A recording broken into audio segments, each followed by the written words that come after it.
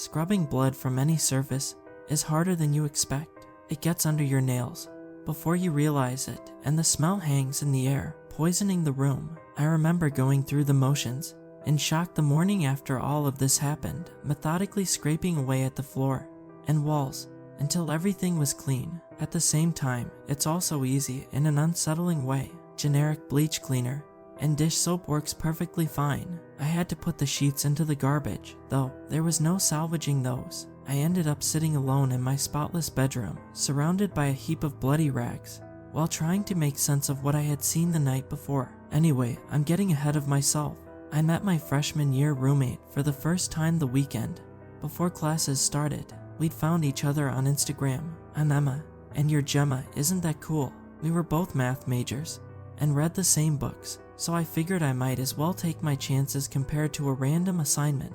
It made sense that choosing someone with common interest was statistically less likely to end in disaster. Gemma was half a head taller than me, with elegant features and perfect blonde hair that fell down her back in waves. She had a cold sense to her, with a resting face sullen enough that it looked like a permanent glare at first glance. But when she smiled, it softened her angles into something more approachable. Everything about her made me a little envious and a bit self-conscious, and I wished I could carry the same gravity with me when I walked into a room. The first week of classes passed without incident, and I tried to force myself out of my shell, talking to as many people as possible and trying fruitlessly to remember all their names. Gemma and I didn't spend as much time together as we had over the first weekend, but we still hung out and watched TV together at night. It was strange being away from home, but I fell into the routine, taking comfort in wrapping myself in blankets and drifting to sleep at the end of each day. Chatter from the hallway leaked through the thin walls late into the night, but I was tired enough that it didn't matter. My bed was in the corner of the room, and the presence of a wall right next to me gave me an odd sense of security. At least, until Sunday, I thought I was getting into the swing of things. Gemma had been staying out later than I had the few nights before, and I trusted her to be quiet. When she came into the room, I went ahead and crawled into bed, hearing her enter minutes later. I tossed and turned as she went to sleep, her breathing evening out and falling into a steady rhythm. It was then that I heard it, a knock, coming from the other side of my wall, a few feet above my head. I jerked up, turning to see if Gemma had heard it. She was still fast asleep, the noise too soft to hear across the room. The sound came again, 2 clear taps. Knock, knock. It sent chills down my spine, and I curled into my pillow, wondering if I should check the peephole. Maybe it was someone I knew, but the knock was on the wall, not the door. I was sure of it, and there was no more chatter in the hallway. Eventually, the exhaustion of the day caught up to me. I woke up with my blankets twisted around me, my shirt sticking to my skin with sweat. A sense of unease remained in my mind, and I couldn't pinpoint what caused it. At that point, the knocking seemed like a faint dream, and I didn't believe it was real until I heard it again the next night. Knock, knock. I lay perfectly still, Gemma's inhale-exhale on loop anchoring me to reality. The night before, I had brushed it off as my brain imagining things, but the tapping continued, repeating over and over. Knock, knock, knock, knock. I was fed up. I threw the covers off me and peered through the peephole, not seeing anyone outside. The knocking was fainter when it wasn't next to the wall, but I could still hear it. Maybe whoever it was just out of my field of vision. As soon as the door creaked open, the sound stopped. I craned my head past the doorway, taking in the expanse of the hall. It was completely empty. I gave up and went back to bed. The sound started up again immediately, moving down the wall until it was right next to my head. I shoved all my pillows between me and the wall and clapped my hands over my ears, curling into a ball and staying there until sleep overtook me. When it kept happening, I tried talking to Gemma about it. I keep hearing a knocking on the wall. At night, I brought up hesitantly one afternoon. She looked at me strangely. That's weird, she said. I didn't notice anything like that. I didn't know what else to do, so I just nodded awkwardly and walked away. We got along fine, but we weren't close enough that I could ask to swap beds for a night or something similar. I tried waking her up one night when it became too loud for me to sleep. When I walked over to her side of the room, tiptoeing to avoid tripping over my feet in the dark, I could still hear the sound, although fainter. Hey, I whispered, wake up for a second, can you hear that? She opened an eye blearily and glared at me, trying to concentrate. After a moment, she shook her head. I can't hear anything. Stop bothering me." She pulled the covers over her head and turned away. I cursed under my breath, convinced that the knocking had stopped on purpose as soon as I brought it up with her. I felt guilty about it the next morning, so I tried to make sure she wasn't upset about it. "Sorry about last night," I said sheepishly. "I hope I didn't mess up your sleep." "It's fine," she shrugged. I didn't hear anything, though. Time passed quickly, and before I knew it, half the semester was over. The knocking continued nightly, although at this point it had become routine to me. I tried to assuage my spiraling thoughts that something would jump out and attack me. Even if there is a monster on the other side, Gemma's intimidating enough that it'll probably be scared off by her before it can attack us. I laughed about it to myself. Back then, I wish it would have stayed a joke. I felt a sense of unease around me as the weather started getting colder. Gemma talked to me less and stopped smiling completely. I didn't know what I could have done wrong. Once, I asked her how her day was, and she ignored me, walking out of the room minutes later, while muttering under her breath. We started avoiding each other, and I tensed up every time she entered the room, brusque and angry, with her lips always pulled into a frown, hostility permeating the air, even though she hadn't done anything to make me afraid. It was just really awkward. She seemed to pretend I didn't exist, turning on the TV before I was awake, and almost making me fall out of the bed with how loud it was. She'd blast music too, enough that it could be heard through the door and halfway down the hallway. Her frosty demeanor almost made me scared to be in the room, but there weren't any friends. I was close enough to that I could camp out with them every evening.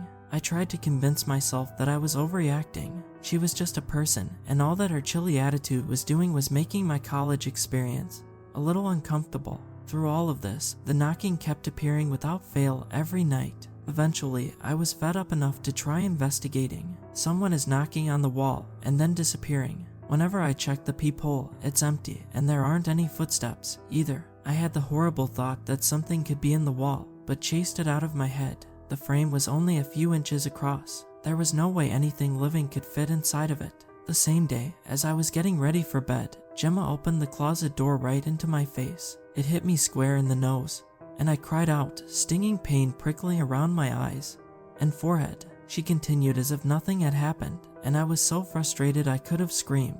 Gemma didn't come back to the room that night, and I felt lonelier than ever, sad and angry enough to act foolishly. I knocked back. When the tapping started, I reached up to the wall and rapped it gently, echoing the sound. The knocking stopped abruptly, and I was left in complete silence for a second before it accelerated, so fast it seemed like something was excited. Knock, knock, knock, knock, knock, knock. I woke up in the morning blinking hazy images from my memories, dreams of being pulled into a dark void, an endless array of limbs wrapping around me and dragging me further into the black.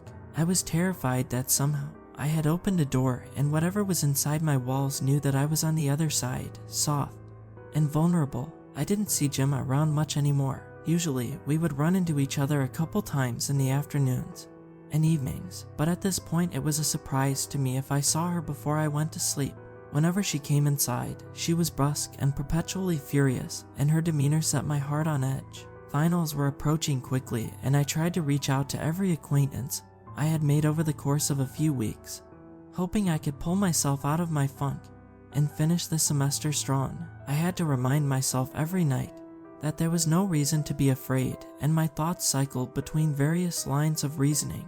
Often, I would respond to whatever was on the other side of my wall like it was a friend, only to receive indecipherable knocks in return. Other times, if something's living in there, I hope it goes for Gemma first. I still feel guilty about that one. Fast forward to last week, when it all came to a head. I woke up in the middle of the night covered in sweat, my hair sticking to the back of my shirt uncomfortably. Next to me, the knocking was louder than it had ever been before, which was strange, because it tended to be quiet if I ever woke up in the middle of the night. I looked over to my bedside table, fumbling for my glasses for a second before giving up and squinting at the clock. 3:03 a.m. I glanced up. Gemma was standing over me, a knife poised over my chest. Her lips were pulled into either a smile or a grimace, but it was too blurry to tell. I screamed and rolled off the bed, and the blade caught the edge of my shirt, slicing into my shoulder. I couldn't see the wound very clearly, but warmth trickled down my skin, adrenaline distracting me from the pain. She lunged at me again, and I dodged, colliding with the side of the bed and stumbling. I ran for the door fruitlessly, hoping to swipe at the light switch, but she grabbed me by the back of my shirt, throwing me against the wall. I gasped out something along the lines of, "Why are you doing this? What's gotten into you?" She didn't bother with a response, moving once again to drive the knife into my heart. I flailed and twisted a doorknob open, diving into my closet and holding the door closed with every ounce of strength I had. The door frame rattled as she attempted to wrench it open, and I could only watch in fear as the hopeless tug-of-war slid in her favor. I let go, aiming for the door to fly open and knock her back, but she must have been anticipating it, digging the blade into my side as I ran into the room and dragging it backwards. I clutched my hand to my waist, trying to staunch the bleeding as my side erupted in fire, the pain finally overpowering the endorphins. Gemma's movements were erratic, and she swung the knife in wild arcs through the air. I saw an opportunity and drove my fist into her stomach. There was a clatter as the knife dropped to the floor, and I kicked it away, planning to make a beeline for the door and call for help while she was distracted. It was no use. Gemma was taller and stronger than me, and I regretted staying curled up on my bed the entire semester instead of working out as her hands wrapped around my throat and started to squeeze. I slapped my hands uselessly against her chest and face, but it didn't faze her, and spots appeared in my field of vision. The rest is a twisted blur to me. Somehow, I could hear the knocking again. That's not right, I thought as my life was slowly ripped from my lungs. That's too loud. Shouldn't be possible. An explosion of noise. A massive, overwhelming tearing. A whirlwind of limbs and eyes and teeth burst out of the wall, pulling Gemma off of me as if she were a piece of paper. I couldn't quite comprehend what I was seeing. It was tall, taller than the room, bending in odd angles, and wrapping too many arms around her thrashing form. Dots of light that could have been eyes, and jagged seams with teeth poking out lined it from head to toe. It tore into her, a blur of gory red. Gemma fell limp. The creature retreated back into the wall and pulled her in with it, leaving me frozen to the floor in shock.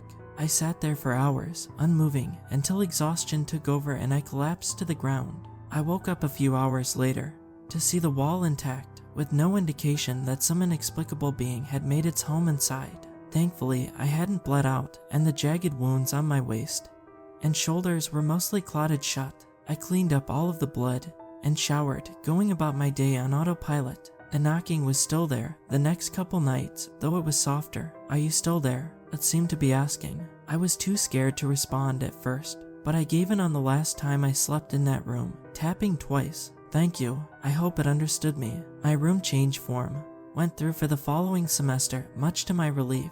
The police did come by after finals, with Gemma's absence from every exam being suspicious enough to declare her missing.